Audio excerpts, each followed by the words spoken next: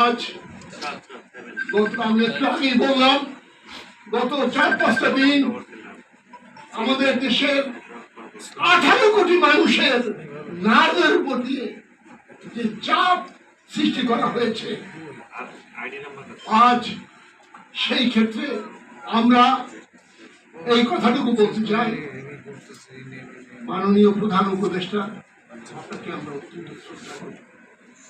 এদেশের সবগুলি রাজনৈতিক দল অকুণ্ঠ চিত্তে আপনাকে সমর্থন করে।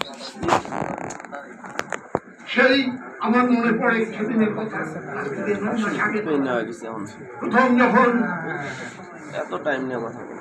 ডক্টর ইউনূস ক্ষমতা গ্রহণ করলেন, সুদূর লন্ডন থেকে বিএনপির চেয়ারপারসন, ভারপ্রাপ্ত চেয়ারম্যান তারেক রহমান বলেছেন, এই সরকারের কোনো ব্যর্থতার সুযোগ নাই, এই সরকারের কোনো ব্যর্থতা আমাদের সকলের ব্যর্থতা, গণতান্ত্রিক। আজকে বিএনপি যে কঠোর অবস্থানে গিয়েছে, এর কারণ অনুসন্ধান করতে হবে। আপনি নির্বাচনের তারিখ নিয়ে আপনার উপদেষ্টা মন্ডলীর এক একজনে এক এক রকম কথা বলবেন, এটা ঘাতক সহ্য করবে যে কোনো রাজনৈতিক দল।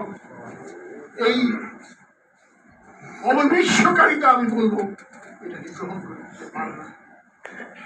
আমি তাই আমার বক্তব্যের শেষাংশে এই কথাটুকু বলে সমাপ্তি জানতে চাই। একটা সুনির্দিষ্ট দিনক্ষণ আপনি ঘোষণা করেন, অর্ধেক সমস্যা আজ সঙ্গে সঙ্গে তার সমাধান হয়ে যাবে। আজ দেশ চায় একটা উদ্বেগহীন, একটা সমস্যাবিহীন একটা প্রতিশ্রুতি এবং সেই লক্ষ্যে আপনি কর্মসূচি গ্রহণ করেন।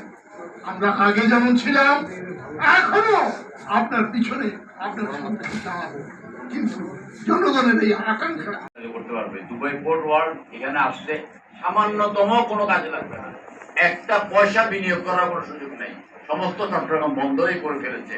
এটা একটা চক্রান্ত এবং ষড়যন্ত্র। কাল বিলম্ব করতে চান কি বন্দর দেওয়ার জন্য, করিডোর দেওয়ার জন্য?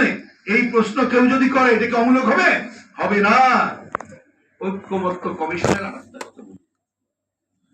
ওনার একটা কোশ্চেনিয়ার টিক চিহ্ন দেন, একমত, দ্বিমত, আংশিক।